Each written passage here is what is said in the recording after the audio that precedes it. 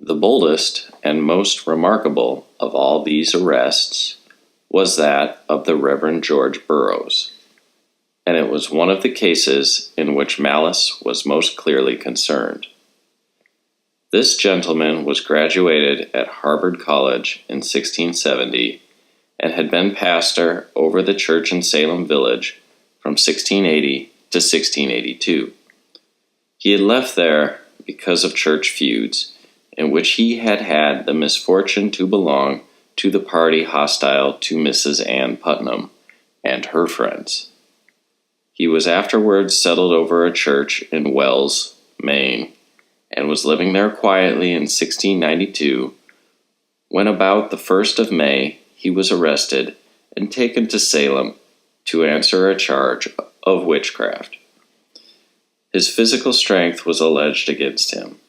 Though small in frame, he could carry a barrel of cider and hold out a heavy musket at arm's length, which, without infernal aid, was not likely. On accusations brought by the afflicted girls, he was thrown into prison. All the events thus far recounted happened under the provisional government of Massachusetts that followed the overthrow of Andros. Now, in the middle of May, the first royal governor, Sir William Phips, arrived in Boston with the new charter. Military duties soon called him far down east, and he did not return until October. Before his departure, he appointed a special court of oyer and terminer to try the witchcraft cases. William Stoughton was presiding justice, and among his colleagues it may suffice to mention John Hathorne for his connection with one of the most illustrious names in modern literature, and Samuel Sewall, in whose voluminous diary we have such a wonderful picture of that old Puritan society. Early in the proceedings, this court requested the opinion of the ministers in Boston and neighboring towns concerning the subject, then uppermost in all minds.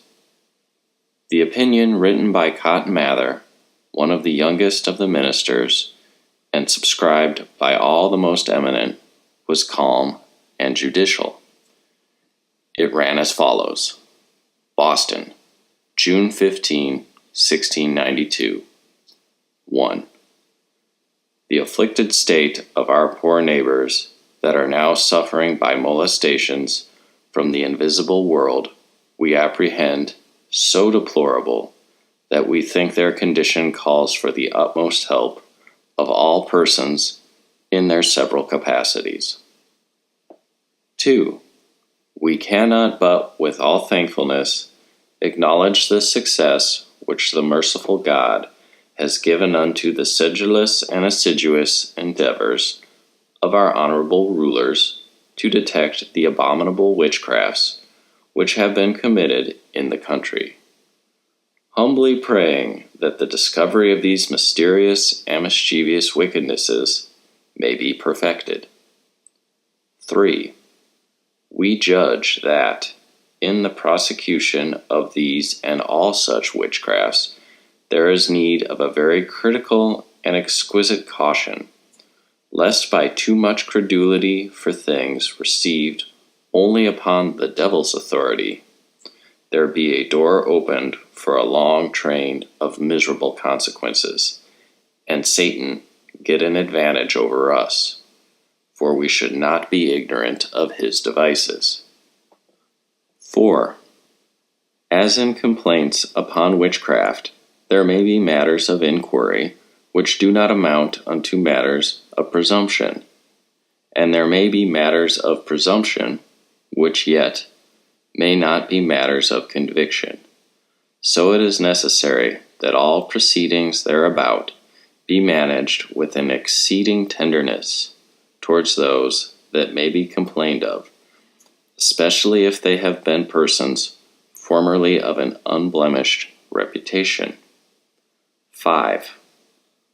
When the first inquiry is made into the circumstances, of such as may lie under the just suspicion of witchcrafts, we could wish that there may be admitted as little as possible of such noise, company, and openness as may too hastily expose them that are examined, and that there may be nothing used as a test for the trial of the suspected, the lawfulness whereof may be doubted by the people of God, but that the directions given by such judicious writers as Perkins and Barnard may be observed.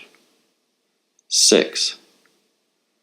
Presumptions whereupon persons may be committed, and much more, convictions whereupon persons may be condemned as guilty of witchcrafts, ought certainly to be more considerable than barely the accused persons being represented by a spectre unto the afflicted, inasmuch as it is an undoubted and notorious thing that a demon may by God's permission appear even to ill purposes in the shape of an innocent, yea, and a virtuous man.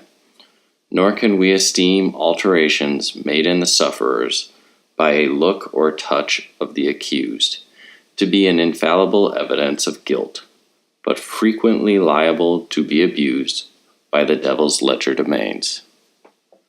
7. We know not whether some remarkable affronts given the devils by our disbelieving these testimonies, whose whole force and strength is from them alone, may not put a period unto the progress of the dreadful calamity begun upon us, in the accusation of so many persons, whereof some, we hope, are yet clear from the great transgression laid to their charge. 8. Nevertheless, we cannot but humbly recommend unto the government the speedy and vigorous prosecutions of such as have rendered themselves obnoxious, according to the directions given in the laws of God and the wholesome statuses of the English nation for the detection of witchcrafts.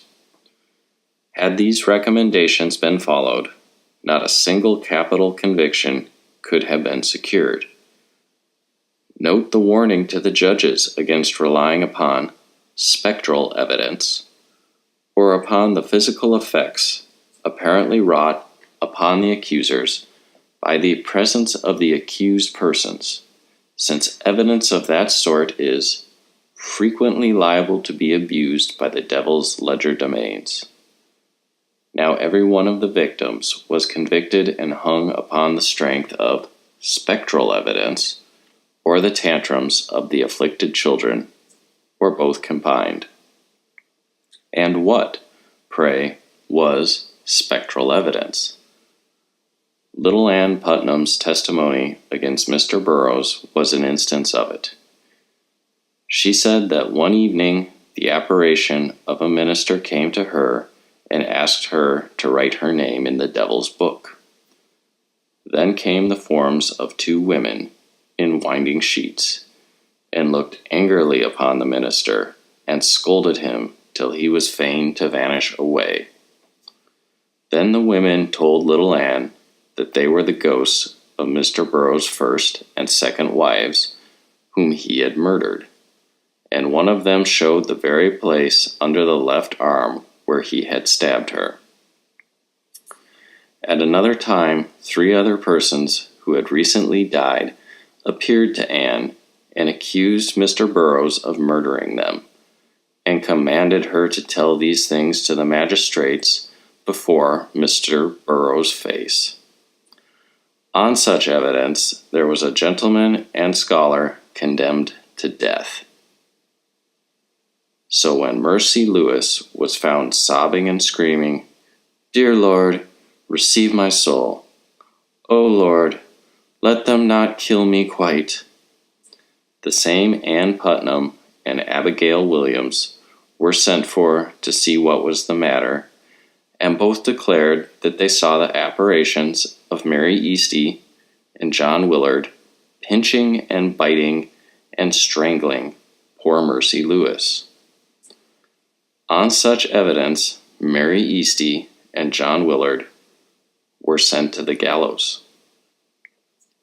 With such ghost stories did Mary Walcott and Elizabeth Hubbard convict Rebecca Nurse of 3 hideous murders, naming persons who had died within a few years. When the astounded old lady called upon God to witness her innocence, the girls all went into fits. Nevertheless, it was hard to obtain a verdict against her. An ancestor of mine, my great-grandfather's great-great-grandfather, Dr. John Fiske, one of the most eminent physicians in the colony, then lived in Wenham, within 4 miles of Mr. Parris's meeting house. The family tradition has it that he was skeptical about witchcraft. His uncle, Thomas Fiske, was a firm believer in witchcraft, but disapproved of spectral evidence. He was foreman of the jury in the trial of Rebecca Nurse, and the verdict was not guilty, whereat the girls began screaming and rolling about as if all bedlam were let loose.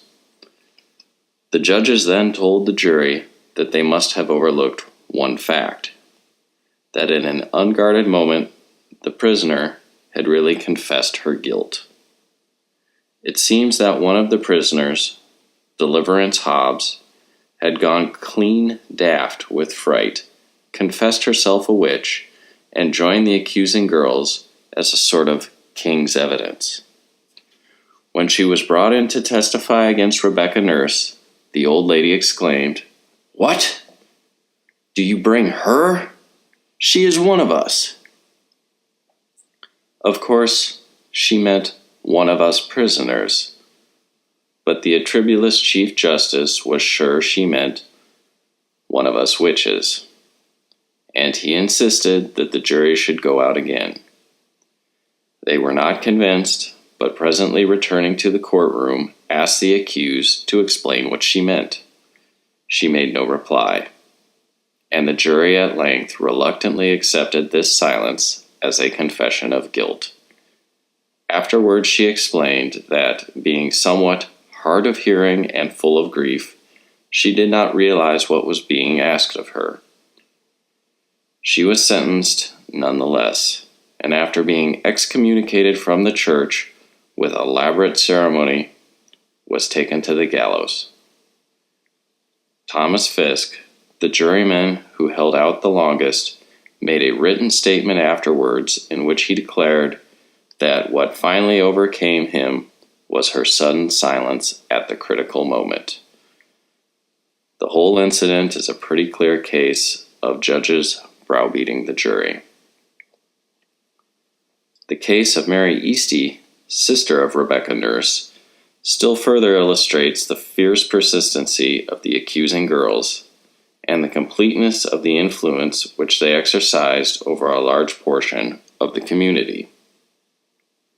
Mary Easty had been arrested soon after her sister, but had borne herself so well upon examination that after 2 months' imprisonment she was set free on May 18. Evidently, the accusing girls made up their minds that it would not do to allow this sort of thing. 1 day elapsed, during which they had plenty of time to interchange messages with one another and Mrs. Putnam.